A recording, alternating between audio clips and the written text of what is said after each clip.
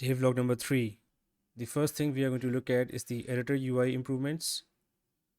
Then I'm going to show you the two important physics features. Previously, I integrated physics in a prototypish manner, but now they have been properly integrated in the engine, especially with the entity component system framework, which is the heart of the engine. And in order to implement these two features, I had to also implement the separation of editor and runtime simulation. Then we are going to briefly look at version 1.3 of the ECS framework, and lastly, the UX improvements towards the end. Starting with the editor, you will notice that a lot has changed since the previous devlog. The first thing I did was to remove the interface clutter. The second thing is that I introduced docking, so I can now dock these windows anywhere I like, which makes the interface quite flexible. I also added an inspector window. So inspector window is a very important one as it shows the composition of an entity. So let's select this entity. It shows me what components are there on this entity. So here we can see we have a transform component, a renderer, a rigid body, and a collider attached to this entity. Similarly, if we select the light, we just have a light component here, and same for the camera, just a camera component here. Now some of the components are empty as I didn't implement the interface for it, but will come in the future devlogs. Also, I docked the shape creator and material editor here, so it's easier to find and work with. This toolbar has all the transformation related tooling here, and also the buttons for running the simulation. In order to open or save a scene, I have this file drop down in the main menu bar.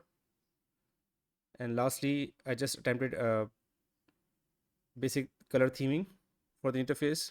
This is still work in progress. Now moving on to the scene. Here is how everything is set up. We have two rigid bodies, one sphere and one cube, and this surface represents a static collider. These green outlines represent physics colliders that are attached to these rigid bodies as well as the surface collider. This line represents a ray. This is a gizmo for light, and this is a gizmo for simulation camera, runtime camera. So the camera from where we are looking at the scene is the editor camera, and when I press play, we will see the scene from the perspective of this camera. So this demo is going to show the narrow phase ray intersection test. So I'll press play. We can see that these two rigid bodies fell to the floor, fell to this collider surface, and we can see the scene from the perspective of a runtime camera. So I'll just pause the simulation, and you will notice a few things changed.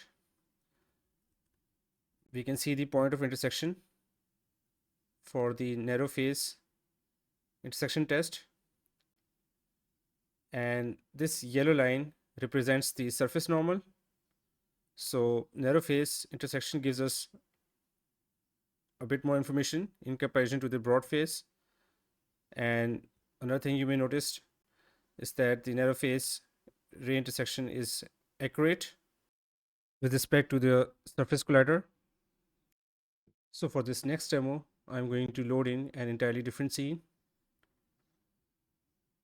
And in order to make this work, I had to also upgrade the scene serialization and deserialization.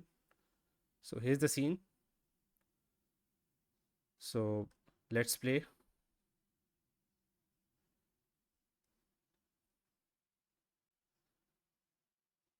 Now this is the rigid body physics interaction. Everything just works like in a real world. Now I'm going to stop the simulation. it all just resets.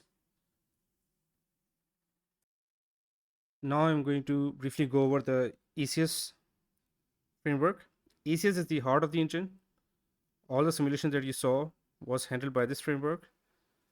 Now, as I mentioned in my previous devlog, that my current focus with ECS framework is more towards the API design rather than its performance features such as memory alignment or multi-threaded job system. So with ECS version 1.1, I reduced the amount of redundant boilerplate code that I had to write whenever I had to implement a new system. So that's version 1.1. With version 1.2, I prepared the framework to work with simulation states such as the error and runtime simulation states. And with version 1.3, I implemented the resetting of the simulation when you press the stop button. So that's the update in regards to the ECS framework.